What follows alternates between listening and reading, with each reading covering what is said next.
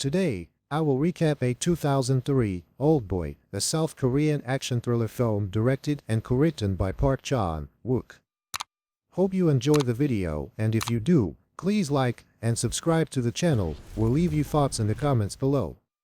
In 1988, businessman Oh Dae-su was arrested for public drunkenness, causing him to miss his daughter's 4th birthday. After his friend Joo-won picks him up from the police station, Dae-su is kidnapped and awakens in a sealed hotel room, where food is delivered through a pet door, and the only form of diversion from his captivity is a television. By watching the television, Dae-su learns that his wife has been murdered and that he has been framed as the prime suspect by his captors. As years of imprisonment pass, Dae-su grows deranged from solitude.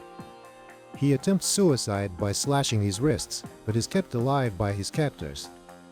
After this, Dae-su spends years practicing martial arts against the solid wall and attempting to dig an escape tunnel so that he might seek vengeance upon his captors. In 2003, 15 years into his imprisonment, Dae-su is suddenly released after being sedated and hypnotized. Dae-su awakens on a rooftop, where he meets a suicidal man.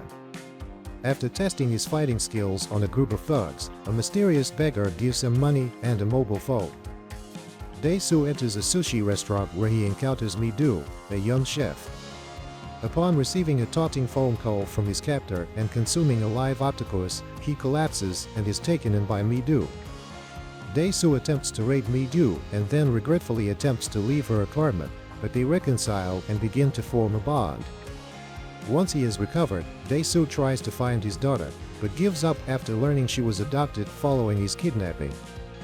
Now focused on identifying his captors, Dae-su locates the Chinese restaurant where his prison food was prepared, then follows a delivery man to find the hotel room.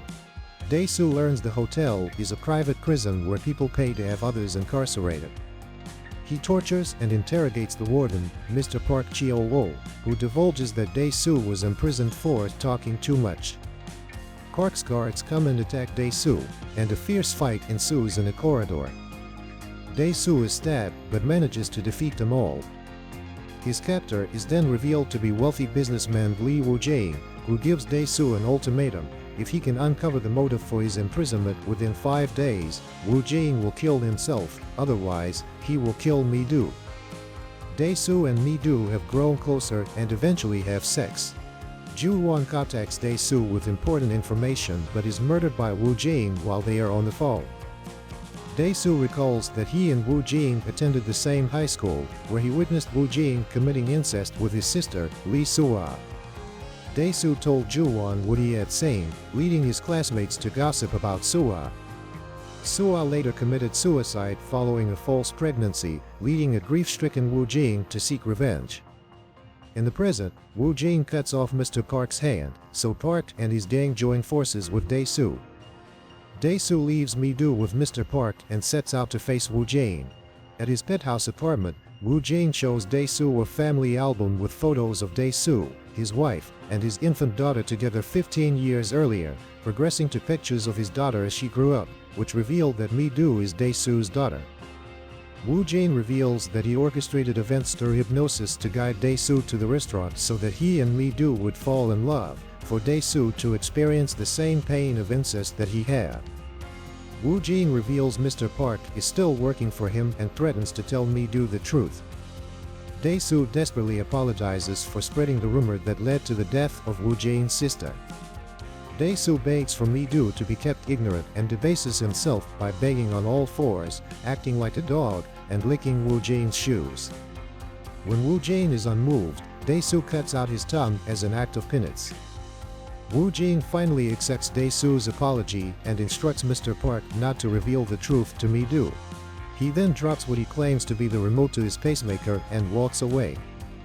Dae-su activates the device in an attempt to kill Woo-jin, only to find it is the remote for a reel-to-reel tape recorder that plays an audio recording through large loudspeakers of Dae-su and Mi-do having sex. As Dae-su collapses in despair, Woo-jin enters the penthouse lift, and as he recalls his involvement in his sister's suicide, shoots himself in the head. Sometime later, Dae-su locates the hypnotist and writes to her requesting that she erase the knowledge of Mi-do being his daughter so they can remain happy together.